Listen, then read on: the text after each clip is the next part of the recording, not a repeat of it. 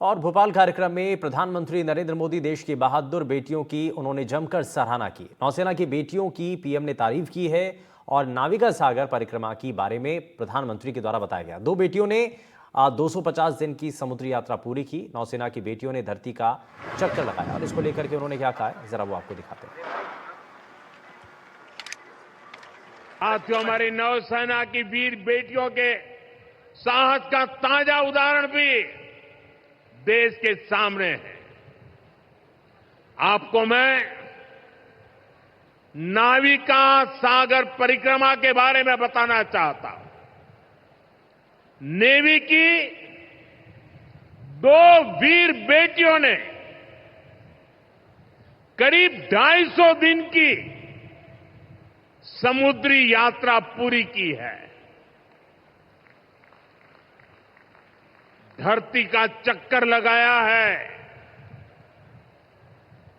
हजारों किलोमीटर की ये यात्रा उन्होंने ऐसी नाव से की जो मोटर से नहीं बल्कि हवा से चलती है। सोचिए, 250 दिन समंदर में, इतने दिनों तक समंदर में रहना, कई कई हफ्ते तक जमीन के दर्शन तक नहीं होना, और ऊपर से समंदर का तूफान कितना तेज होता है मुझे पता है। खराब मौसम, भयानक तूफान, उन्होंने दो बेटियां,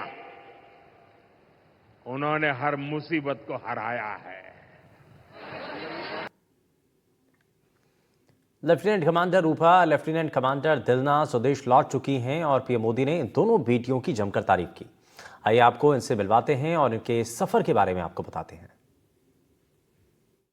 जहाँ पे दुनिया नारी शक्ति का नारा लगाती है, वहाँ पे भारत जैसा एक देश अपनी नारियों को एक ऐसे प्लेटफॉर्म पे लाके रखता है जहाँ पे पूरी दुनिया को समझता है कि नारी शक्ति का असली मतलब क्या है।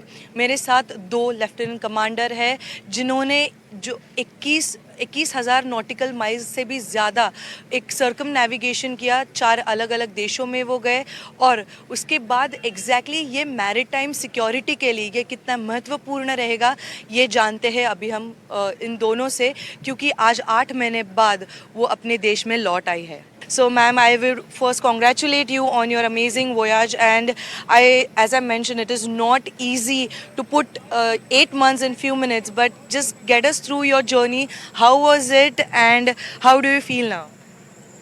It feels great and a huge sense of relief that we have completed this journey successfully, because we have been preparing for this for the last 4 years, this last 8 months with the Indian Navy's training and the initial skippers, and we have a mentor with us. So this 8 months was a huge learning experience as well, and very enriched with experience, where it was humbling and it was very challenging, including the good moments as well, where we had gone sailing in the Southern Ocean and we had to face rough seas and a lot of challenges, and feels great. My question is it's a common question for you both. What is the best moment of your voyage? The best moment of our voyage will be when we became the Cape Horners. Cape Horn is the Mount Everest of sailing, so that is the main part of this place where we have to cross the Drake Passage and round Cape Horn. So once we rounded the Cape Horn, we earned the title of the Cape Horners. That was the biggest moment for life.